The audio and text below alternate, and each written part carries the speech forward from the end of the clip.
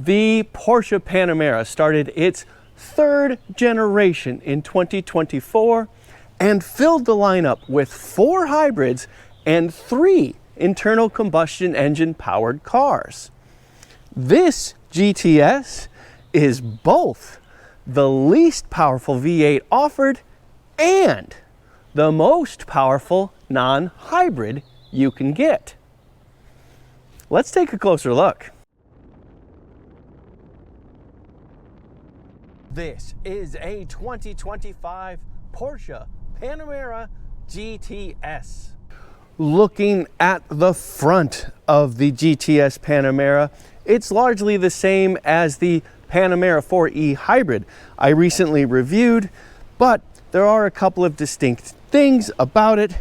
First of all, we have the HD matrix LED headlights right here, and they have a similar look, but it's pretty cool. You got these 4 distinct elements right here, and from the top you can see that they are chromed at the top, at the surface, and that's neat to see.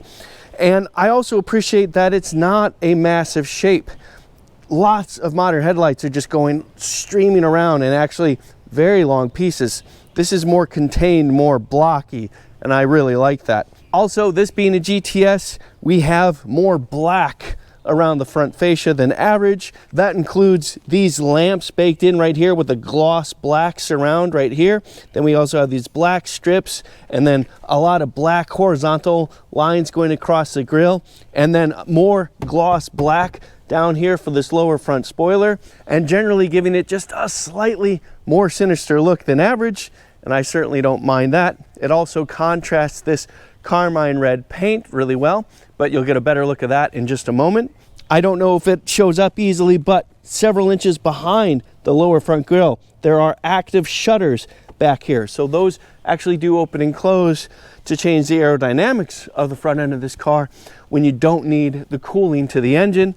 We do also have intercoolers tucked off to the side behind these bits right here. This being a twin turbocharged V8, cooling is a helpful thing. By the way, the headlights do also have a slightly darker finish than you would see otherwise in the Panameras. That's another GTS trait.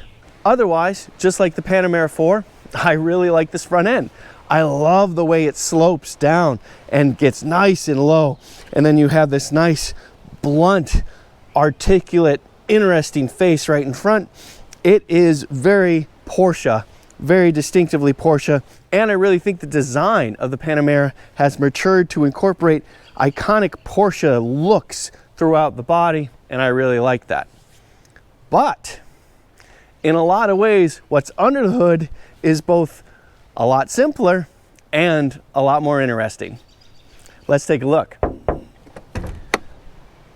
Well, there you have it, your twin turbocharged 4-liter V8, 493 horsepower, 486 pound-feet of torque, and a lot of cladding on top, so you don't see very much. It does remind you that it is a Porsche on either side, and that it is indeed a V8.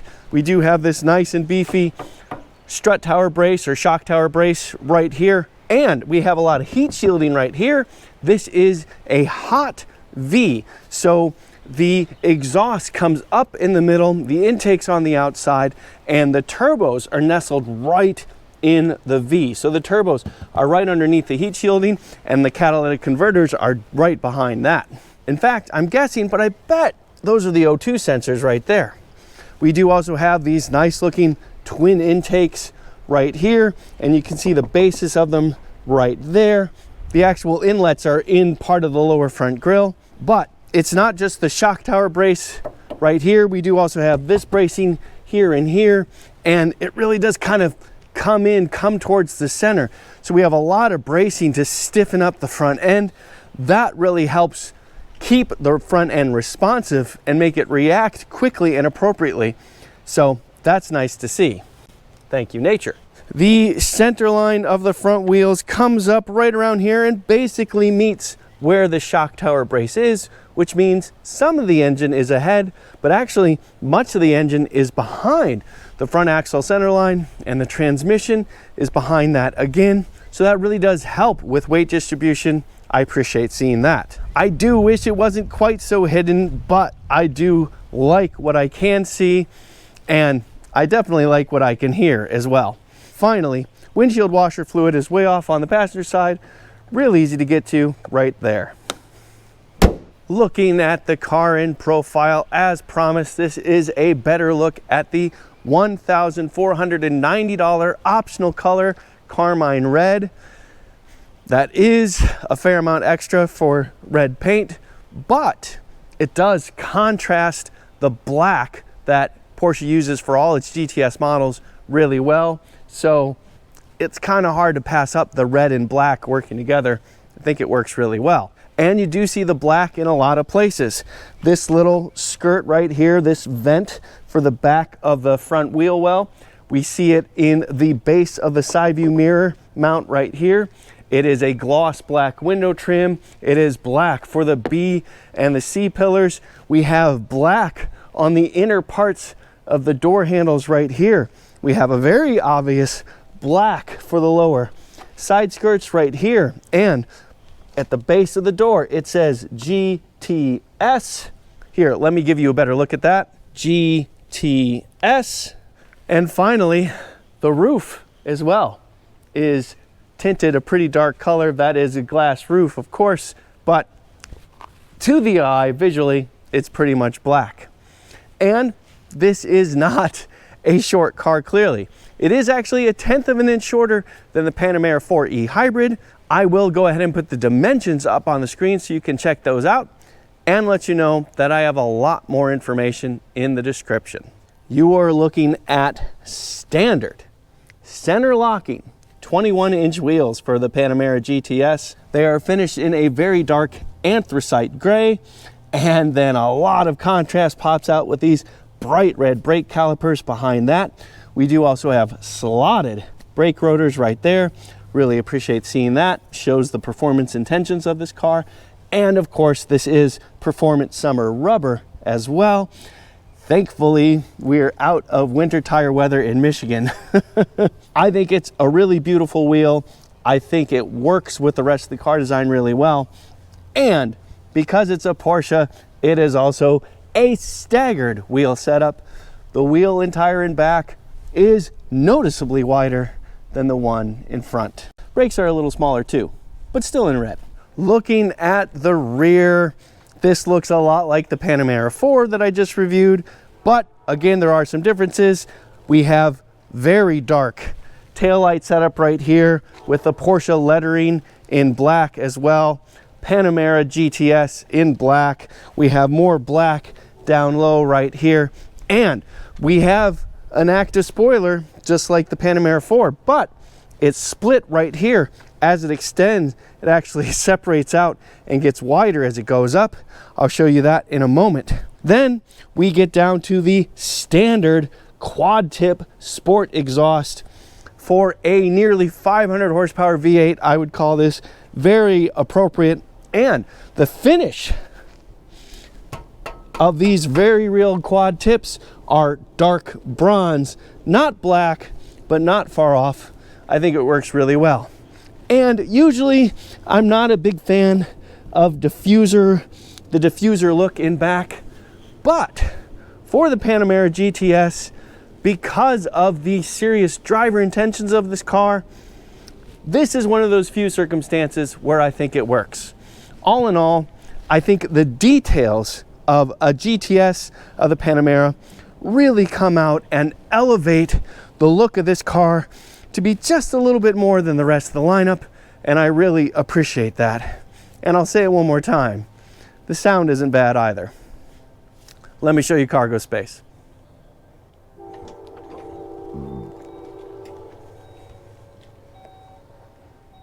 Lift open the tailgate to reveal 17 cubic feet of storage behind the second row with this nice privacy panel right here to block the view. It's not a ton of space, but a big part of it is this heavily raked rear end, so that really cuts off a lot of space, what you'd get otherwise with the more standard hatchback. We do also have a little bit of storage underneath right here, below the floor. It actually goes pretty deep on the passenger side. I'd say a good 16 inches. And there's also some kit for, like, you know, the jack and that kind of thing. We also have a tire inflation kit right here. No spare tire that I can see, however. And the floor itself does go down a good 8 inches from this carryover point right here. And as you can see, we do have a couple of tie downs at the base and those types of things, but otherwise it's pretty standard. We do have a 12-volt port right here. That's about it.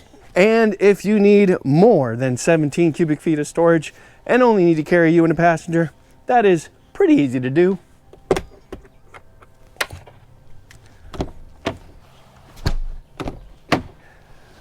With the privacy panel removed, pull a couple of levers and you have 46 cubic feet of storage. And like I said, room for you and a passenger.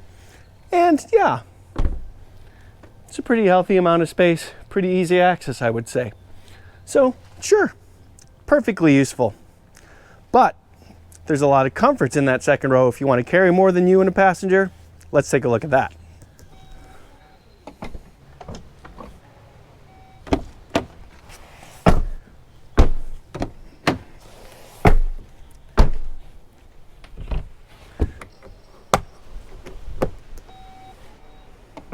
Okay, first thing I'm going to do is start the Panamera because there are some things to show you in the back with it running.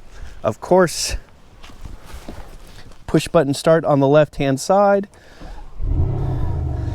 And getting a little bit ahead of ourselves, but going from the normal to the sport driving mode changes the exhaust, and I'd say that's worth it. Okay, before I get to the back, we do also have soft closing doors, standard equipment. And the reason why I started the Panamera is because this one has the optional $1,320 4-zone climate control system. And as you can see, it is really more than that. We have our own screen right here, and that does have a lot of its own options built into it. So it's much more than climate, but it is also climate. You can see right there, just beneath that, we do have a couple of USB Type-C charging ports right there. And behind that, a couple of cup holders. But don't worry, separately, we do have an armrest as well, and it has its own storage right there. I am 5 feet 11 inches or 181 centimeters tall, and you can see that I do have several inches of knee room, and thigh support is only okay. The seat bottoms are a little bit on the low side, but they are also tilted back a little bit, so it's actually more comfortable than it looks. Put that together, I have just a little bit less than a 90-degree bend in my knees. Despite the glass roof, I do also have headroom. You can see that. That's lovely. Appreciate that. And I do also have some bolstering in the seats, so it's actually pretty comfortable back here. You can see we do have this nice faux suede for the pillars and the headliner. It looks nice. We do also have this nice red stitching right here and some gloss black on the trim. It's all very nice looking and comfortable, and otherwise pretty straightforward aside from the optional climate control system right here. But yeah, I wouldn't say this is great for long trips, but this is perfectly reasonable for adults for shorter ones, to be sure. All right, to the front. And just like the front seats, the rear seats are also soft close.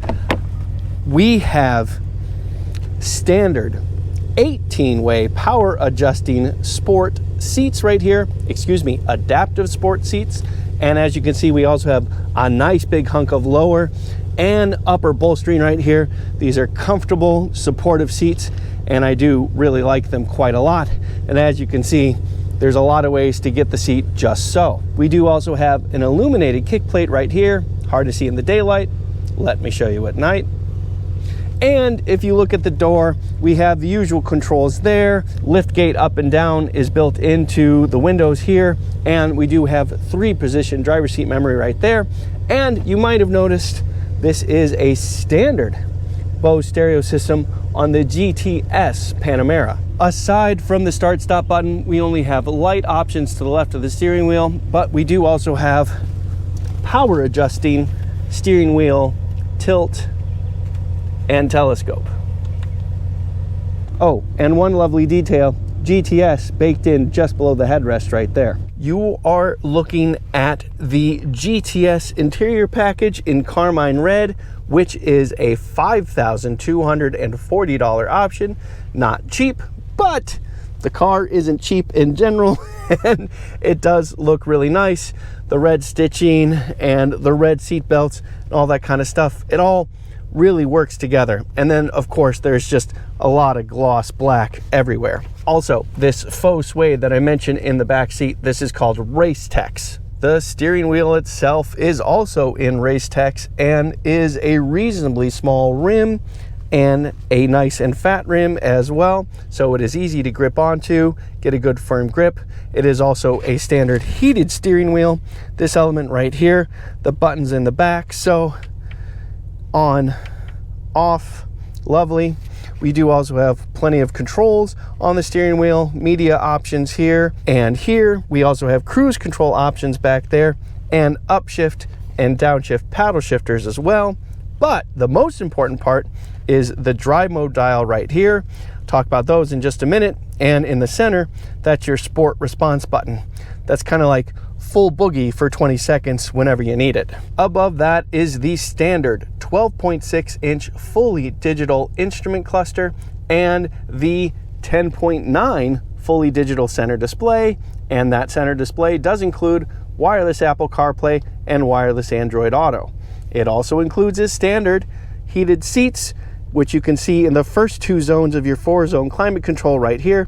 This is haptic touch right here, but it has a nice, the whole thing kind of moves up and down to give you a positive feeling of turning things on and off. Behind this little door right here, we have a wireless smartphone charging pad right here and two more USB Type-C ports right there.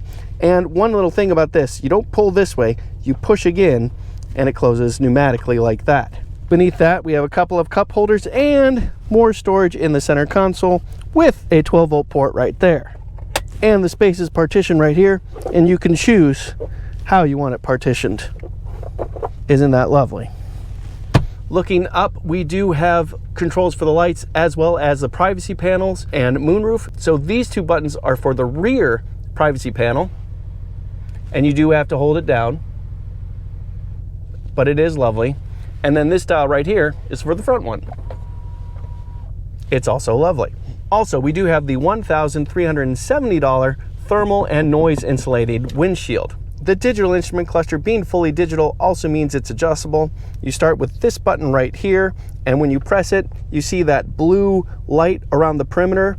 You press that to get to the different screens, and then when you want to make adjustments, you use this dial to make the adjustments. So if I start here, you can see that I have these options right here. For the speedometer, I can choose G meter, tire pressures, and back to the speedometer. And then for the center, I can choose between 3 gauges, 5 gauges, and some options to look at the maps, and then also this minimal screen right here. Now, if you go to the 5 gauge setup right here, those gauges are not adjustable. Those just are what they are. And to be honest, it looks pretty nice. I think I'll leave it here. Of course, the center display also has tons of options, but there's a couple that I think are worth looking at. Start at vehicle. You can see here, this is what's changed when you change the different drive modes. Then you also have the assistant screens and the different functions here. You can see there's a healthy amount of things going on. This is actually a fairly lightly equipped car when it comes to driving aids, and honestly, that is perfectly fine by me. We also have trim information and some different adjustments here, and finally, comfort settings. Settings is more typical stuff here, and we do also have the Sport Chrono, which gives you some options here. This is interesting to see if you want to do lap times, that kind of thing. We do also have a second screen right here. Ooh, what's performance? Yeah, this is interesting to see here. So it shows you how much you're pressing the brake, how much you're pressing the throttle, information about the tires, information about the drive. Oh yeah, torque, torque, torque, torque. How much can we get to? not very much when we're in park. But anyway, cool information to see. It's fun little setup. Oh, we have torque and horsepower too. And as you can see, horsepower is in kilowatts. I'll go ahead and put the kilowatt to SAE horsepower conversion up on the screen for you to see. Anyway, lots of information to look at here. I'm really only touching the surface. And real quick, the Prindle is this nice and tidy device right here. Down for drive, up for reverse, lighter tap for neutral, push to park. And if you're in drive, push the paddle to get it in manual mode. All right, let's talk driving modes. This dial right here, as I said, we start in normal, go to sport, and then sport plus. Now, if you want, you can look at it a different way. I'll go back to manual. So now I'm in the normal drive mode, and you can see that in the normal drive mode, start stop is on and everything is in normal. But I switch to sport, start stop is off, sport exhaust system is on, and I get one level of performance from the engine and transmission.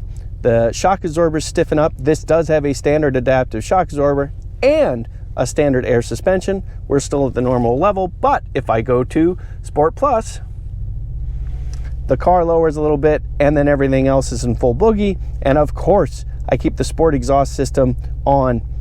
Another thing you can do is have the spoiler extended all the time. Let me show you what it looks like. Spoiler is on.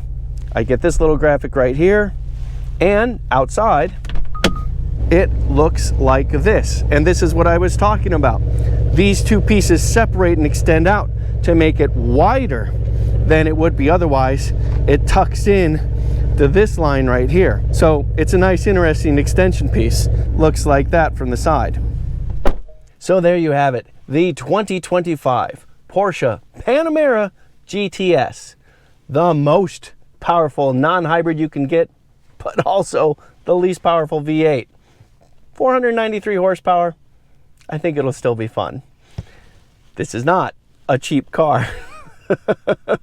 I'm sure that's no surprise, but the base price is $156,195. Yeah. But as you can see, it is a very comfortable and very driver-focused way to get about places, and to do so with 4 adults comfortably if you wish. And my test car does cost even more, $168,585. The interior package was a lot, the 4-zone climate control, the optional paint, etc., etc. But what do you get for the money? You get comfortable, luxurious, and still very entertaining to drive. You'll have to trust me on that or watch my drive review. Car. A sports sedan that can really do quite a lot, and critically for the driving part, still do it really, really well. For the lucky few that can afford it, it's money well spent. I'm Robin Warner. Thank you very much for watching.